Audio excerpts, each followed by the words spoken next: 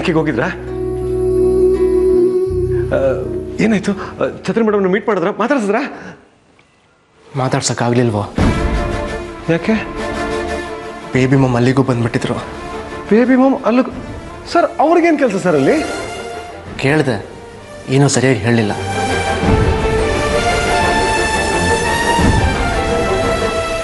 Sir sir sir ಅದು ಮನೆಯಲ್ಲಿ 3 ಹೊತ್ತು ಕೂತು ಕೂತು ಬೋರ್ ಹೊಡೆದಿರಬೇಕು. ಅದಕ್ಕೆ ಬೇಬಿ ಮೇಡಮು ಅಲ್ಲಿ ಬ್ಯಾಂಕಿಗೆ ಕೆಲಸಕ್ಕೆ ಸೇರಿರ್ಬೇಕು ಅನ್ಸುತ್ತೆ ಅಲ್ಲ?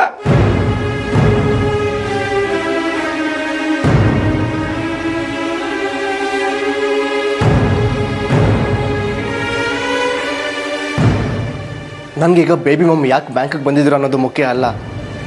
ನನ್ನ ಜೊತೆ ಯಾಕೆ ಮಾತಾಡ್ತಿಲ್ಲ ಅಂತ ತಿಳ್ಕೊಳ್ಳೋದು ಮುಖ್ಯ. ವಿಚಾರಿಸೋಣ ಅಂತ ಹೋದರೆ ಈ ಬೇಬಿ ಮಮ್ ದ್ವಾರಪಾಲಕಂತರ ಅಡ್ಡ ಬಂದು ನಿಂತ್ಬಿಟ್ರು. ಏನು ಸರ್ ನೀವು 10ನೇ ಶತಮಾನದ ಲವರ್ಸ್ ಥರ ಪೇಚಾಡ್ತಿದ್ದೀರಲ್ಲ? ಫೋನ್ ಅಂತಿರೋದು ಯಾಕೆ? ಫೋನ್ ಹೊಡೀರಿ ಹೇಳ್ತೀನಿ. ಫೋನ್ ಮಾಡದೆ ಇರ್ತೀನೇನೋ ನಂದನ್. ಬ್ಯಾಂಕಿಗೆ ಹೊರಗೆ ಬರ್ತದಂಗೆ ಕಾಲ್ ಮಾಡಿದೆ. ರಿಸೀವ್ ಮಾಡಿದ್ರಾ? ಮಾಡಿದ್ರು. ಮಾತಾಡಿದ್ರಾ? ಆದರೆ ಮಾತಾಡಿದ್ದು ಬೇಬಿ ಮಮ್, ನನ್ನ ಜಾನು ಅಲ್ಲ. ಯಾಕೋ ನಿಮ್ಮ ಬೇಬಿ ಮಮ್ದು ಅತಿ ಆಯ್ತು. ಗಂಡ ಹೆಂಡತಿ ನಡುವೆ ಬರ್ದಕ್ಕೆ ಅವ್ರು ಯಾರು ಅಂತೀನಿ. ಅವ್ರಿಗೊಂದೇನು ಪ್ರಯೋಜನ? ಫಸ್ಟ್ ಆಫ್ ಆಲ್ ಜಾನುಗೆ ಇಷ್ಟ ಇರಬೇಕಲ್ವಾ ನನ್ನ ಜೊತೆ ಮಾತಾಡಬೇಕು ಅಂತ. ಜಾನು ಯಾಕೆ ಹೀಗೆ ಮಾಡ್ತಿದ್ದಾಳೆ? ಅವಳಂತೂ ಫೋನ್ ಮಾಡಲ್ಲ, ನಾನು ಫೋನ್ ಮಾಡಿದ್ರೆ ರಿಸೀವ್ ಮಾಡಲ್ಲ. ಬಸ್ ಸ್ಟಾಪಿಗೆ ಹೋಗಿ ಅಷ್ಟು ಮಾತಾಡ್ಸಿದ್ರು ಯಾರು ಸಂಬಂಧ ಇಲ್ದಿರೋನು ಬಂದು ಏನೇನೋ ಮಾತಾಡ್ತಿದ್ರೆ ಅನ್ನೋ ಥರ ನಿಂತಿದ್ಲು. ಹಾಗಾದ್ರೆ ಜಾನ್ವಿ ಮೇಡಮ್ ನಿಮ್ಮನ್ನ ಸೀರಿಯಸ್ ಆಗಿ ಅವಾಯ್ಡ್ ಮಾಡ್ತಿದ್ದಾರೆ ಅನ್ಸುತ್ತಾ? ಗೊತ್ತಾಗ್ತಿಲ್ಲ. Even I am confused. ಜಾನು ನಾನಿಲ್ಲದೆ ಒಂದು ಕ್ಷಣನೂ ಇರಲ್ಲ ಅನ್ಕೊಂಡಿದ್ದೆ. ಆದರೆ ಈಗ ಯಾಕೆ ಈ ರೀತಿ ಬಿಹೇವ್ ಮಾಡ್ತಿದ್ದಾಳೆ ಅಂತ ಅರ್ಥನೇ ಆಗ್ತಿಲ್ಲ. ಇರಿ, ಛತ್ರಿ ಮೇಡಮ್ಗೆ ನಾನೇ ಒಂದು ಫೋನ್ ಮಾಡ್ತೀನಿ. ಬೇಡ ಬೇಡ ಬೇಡ, ನಂದು ಬೇಬಿ ಮಮ್ಮಿ ರಿಸೀವ್ ಮಾಡ್ತಾರೆ. ಅವ್ರ ಹತ್ರನೇ ಮಾತಾಡ್ತೀನಿ.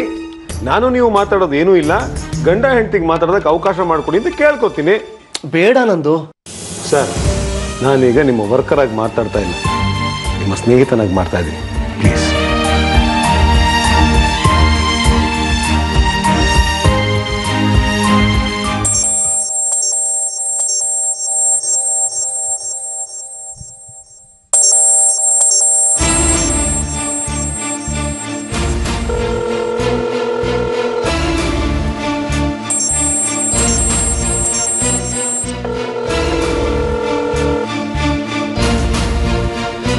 ಶ್ರೀ ಬೇಕಂತ ನಂದನ್ ಅವ್ರ ಫೋನಿಂದ ಫೋನ್ ಮಾಡ್ತಿದ್ದಾನೆ.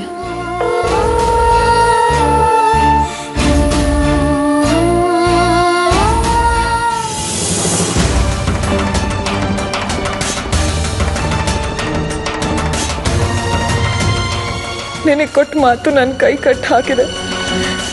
ನಿನ್ನ ಜೊತೆ ಫೋನಲ್ಲಿ ಮಾತಾಡಿದ್ರೆ ಅಜ್ಜಿ ಮಾತು ಮೀರಿದ ಹಾಗಾಗುತ್ತೆ.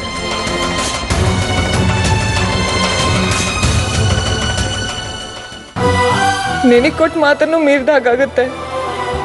ನೀನಿಲ್ಲದ ಮನೇಲಿ ನಿನಗೆ ಕೊಟ್ಟು ಮಾತಾದ್ರೂ ನನ್ನ ಜೊತೆಗಿರ್ಲಿ.